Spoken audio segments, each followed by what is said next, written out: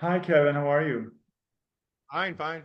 How are you? Yeah, I'm fine, thanks. Let's discuss a very interesting article that you just published with a colleague of yours, Pio Toroja, on Substack a couple of days ago. Um, it's the Great Conflation, and I think it would be very interesting to hear your explanation of this article. So please, Okay. let's go through it. Um, It's the, fascinating. the inspiration came from I'm sorry for scrolling. For the national there's an act in Congress that basically molds Israel and US, certainly in the defense sectors, into one entity. And the reason for this is because Israel has become so toxic politically in the United States because of since Gaza, Iran.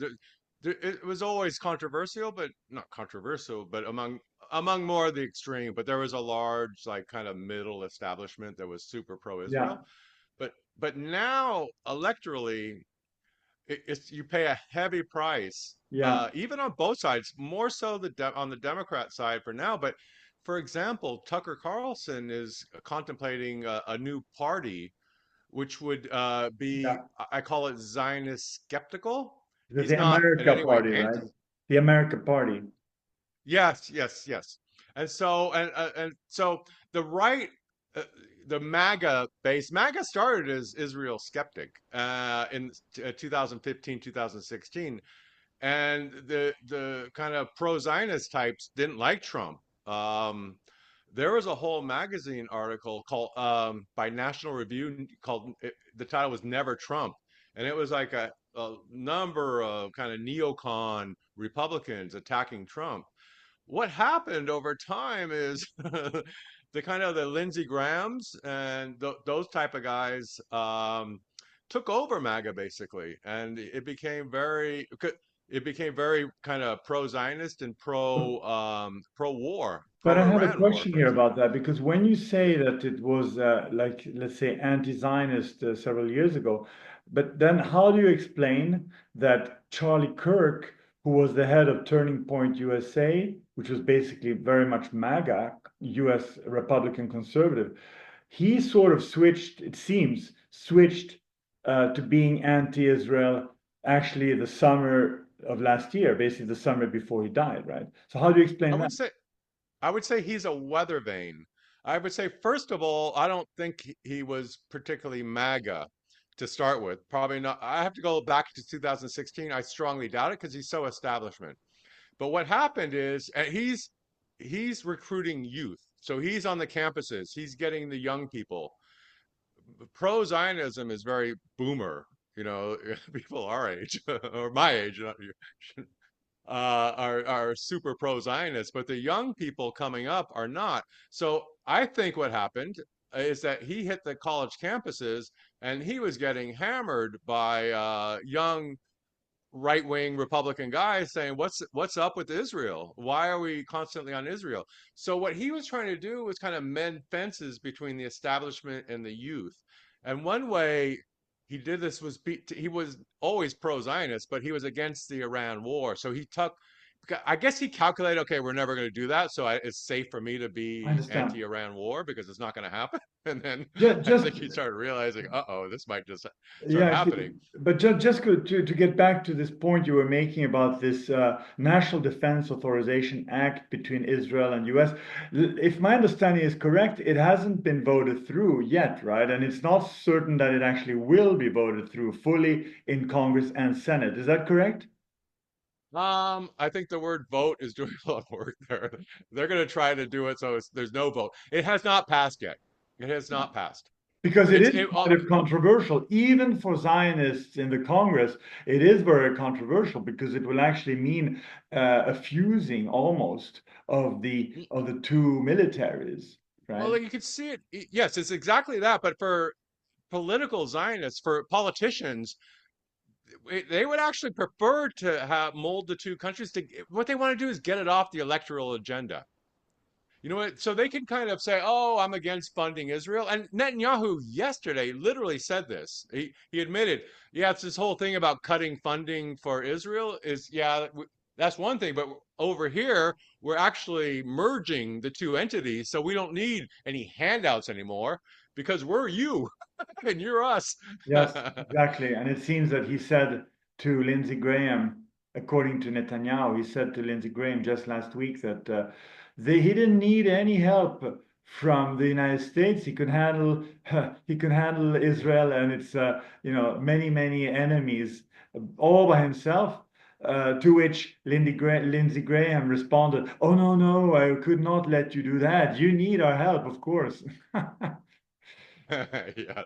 Well, they're still talking within the concept of two separate nations, but the whole idea of this conflation of Israel and the U.S. is to mold them together. And for example, I'll give you a current problem that's going on with NATO. We have on the one hand, we have Israel openly threatening Turkey. And it's both sides of it's the left and the right, Netanyahu and Bennett, former Prime Minister Bennett. I really don't understand it, but they are hammering Erdogan in Turkey, like the next big menace when they still haven't finished off Iran by any means. And so, and then just at the same time, oh, so, there's NATO, there's Article 5. You can't just attack a NATO country. At the same time, Russia's now starting to think about the example of what Iran has done with the GCC versus Israel. So America tends to have two types of proxies. They have the fighting proxies, which is Ukraine against Russia or Israel against Iran. But then they also have kind of the quiet, like basing, the rich proxies, and that would be the GCC, Saudi Arabia, Kuwait, UAE, in the Persian Gulf, and that would be Europe, against the Russians. And so Iran, as soon as that war started, they started hammering the GCC, and they're like, "Hey, we're neutral. Hey, we're not." They're like, "No, you're part of it." But On the remember other that they hand, were. Russia But remember they were. has not. Yeah, Sorry, but go ahead. just remember that they were in particular hammering the U.S. bases on the soil Yes, of these countries. yes. So, to what extent they were really hammering these countries? To some extent, yes. In the Emirates, they were hammering apartment buildings where U.S. Well, soldiers were living in Kuwait as well, exactly. Bahrain, I think as well. But those are really the three most anti-Iranian states there. But for the rest, well, that's already a lot. But I think that for the most of the time, the attacks were actually focused on U.S. bases. But I agree, not exclusively. Well, I think it was pretty close to exclusively. It was they always targeted American targets. When they hit the hotels, as you said, they were housing American military officers, apparently. Okay, we could go, but generally speaking, they were hitting American targets in the GCC. That's very good that you specified that because so obviously America is very involved in the war against Russia, right? Extremely involved. And so there are plenty of American and analogous American targets in Europe, and there's also the European industrial complex, military industrial complex. So Russia has plenty of targets, and now with the drone escalation, there's more and more talk that Russia is going to start hitting some targets in Europe. Sure. But And let's so get back to what you mean. What is your connection here with all these I'm examples? going to make What's it the right now. connection with conflation? I'm going to make it right now. When Mark Rutte was asked about if Israel attacks Turkey, obviously it's Article 5. We're all going to go to war against Israel, right? And he's like, no, I'm exaggerating. But he started talking about October 7th. In other words, already Israel has conflated itself with America so much that it's not even on the table. If Israel attacks Turkey, NATO is going to keep quiet. And so you can also see Trump's been doing a lot of undermining of NATO, basically. And you can kind of see this is fits in Israel's interest. It's not really in Americans are kind of like, why are you going against NATO? It's kind of So useful let me to us. It's like, understand. When you're talking about conflation, you're talking exclusively about the Israeli-US conflation, or are you talking exactly. about something else? I'm only Israel and U.S. So what? Okay. But the point, maybe I'm going on too long. The Israel is conflating its interests. In other words, NATO is a big hindrance for them. It stops them from attacking Turkey. Even worse, it diverts American military resources towards useless wars from the Israeli point of view, like Ukraine, Russia. Like all the air defense that got wasted there, all these flows, it hinders the American ability to fight Iran, to fight Israel's enemies. And so Yeah, you're already but starting to.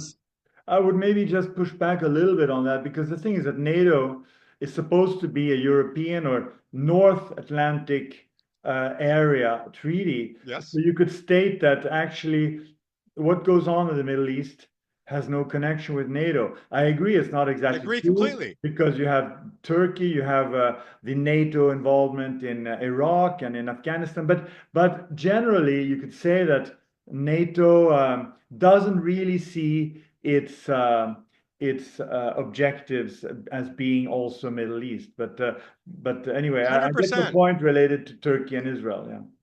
So so that's 100% true. So because NATO didn't get involved in Iran, that shows they have nothing to do with that. The point is that NATO must protect Turkey, though, because Turkey's part of NATO. And so if Israel, but right now, what Rutta's signaling is that Israel can attack NATO, can attack Turkey, and it's fine. But remember one point. Firstly, I don't think it's so obvious for Israel to attack Turkey because all of this is also very gray, and you know that Israel has 1,000 different ways to rise and kill, as they say, right? So it's not I agree. as let's say necessarily as obvious as starting a war, especially since there's a country between them. And the other point I wanted to say is that there is no obligation to protect militarily any other country of NATO because Article 5 does not give any kind of such obligation. The only thing Article 5 does is it asks the different members to convene and decide what shall be the let's say the ways of supporting the attacked country. And this doesn't go at all as far as saying that it should be a military defense. I agree 100%. You took the words out of my mouth. I often say that. But here's the thing. When people are talking, when Ruta and the Europeans are talking about Russia attacking Europe, they always talk about Article 5. Oh, we're going to all be together. And, it's kind of the verbal sparring. Whereas it's very eye-opening when someone's open. I'm not saying Israel's literally going to attack Turkey, but they're talking about it. They're Okay. openly talking about it. I And know, the, I know the that, head of I NATO know they is, are. But let's try to get back to this conflation okay. thing, and also what you because at the end of the first part of your article, let's stop at this current events or the events of the founding of the United States, because you talk about the Federalists and the way basically the Federalists with Madison basically try to assure unfortunately, a constitution that would protect the interests of a minority. So this is, of course, connected to the chosen few of Zion. Yes. But let's not go to the Israeli history yet. Let's do that in a second video. But just maybe you end on how is this connected with the founding constitutionally of the Okay. United States? So I wanted to get beyond Israel and that whole question. And I wanted to make it more abstract and use the diagram of when the interests of a chosen few, and I mean not just a minority, but a tiny minority, a very small minority, are conflated with the universal interest. Because that's really what's going on here. And so I wanted to find an abstract that has nothing to do with Israel or Jews or anything like that to show that this is a common occurrence within human endeavors. And so it's not anything specific to a one group of people. And so what we have is like, and I also really like talking about early America because it was kind of a bit of an ideal society. If you get beyond the racial stuff, whatever, you had a huge number of landowners, small property owners, um, that and probably 70-80% of the population owned land. And what that meant is they owned a means of production. They could feed themselves. They were to some extent not completely independent. Obviously, you have a social interaction, you Yeah, need to trade but and it all of that. yeah, But it it was a also very meant healthy that society. And it also meant that private property rights became naturally very important, not only as stated in the Constitution, but also in practice became very important. Since, as you said, a very large part of the population, much larger than in Europe of those times, had actually Absolutely. property. Yes, and that's a crucial, important distinction. And so, what Madison wasn't doing was necessarily protecting property rights because the majority owned property. They were all for it. He didn't have to, what are they going to do? Take my property? No, he was protecting what we could call rentier or financial interests, a very tiny minority who were making sometimes parasitical loans to farmers or basically exploiting. I mean, that's the question. Is it exploiting? You could always debate or whatever. But what Madison never wanted to get that question to the electorate, to give them the option of that, because at the time there was a lot of rebellion and unrest about unfair loan practices. And this historically in the Roman times, it's always been an issue. And so he wanted to cut out any kind of discussion of this and cut the majority property owners out from any kind of discussion and to protect this tiny elite. So what he did was he was conflating the financial elite's interest with the entire with all of America, Yeah, as that's opposed extremely. to letting a Yeah, system where you could let them fight it out, make your case, they make their case, and now, of course, he explicitly said he was creating a political architecture to protect these interests.